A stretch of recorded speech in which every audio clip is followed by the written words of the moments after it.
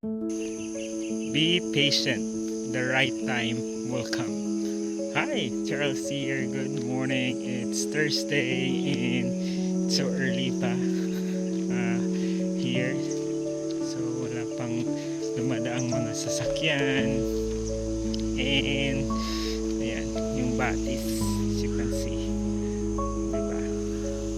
Ano lang, makalma ang batis, ang ilog. Ano lang, keep going lang yung tubig. Dumadaloy lang. So as we walk today, it's Thursday, patuloy lang tayo. Diba? Be patient, the right time will come. So, tama, gaya ng ilog, nagpapatuloy lang. So gaya sa buhay natin, patuloy lang din dapat tayo. Darating din yung araw na pinapanalangin natin kung ano man yung mga pinapanalangin natin. Basta ano lang, huwag lang tayong sumuko. Let's just pray and keep going. Trust and believe na mangyayari yung mga pinagpe-pray natin.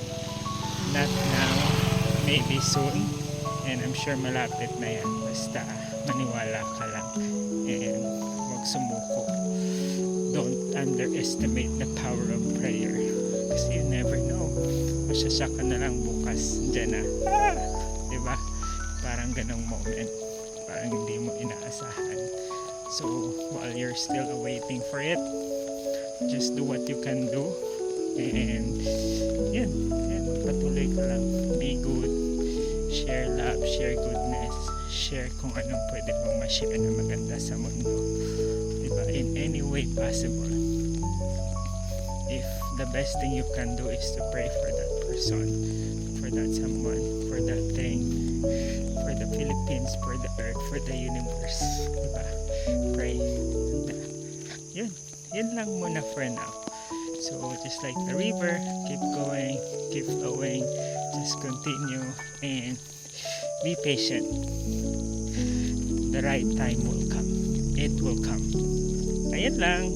Anyong, happy Thursday. Ingat po tayo. God bless, Mama.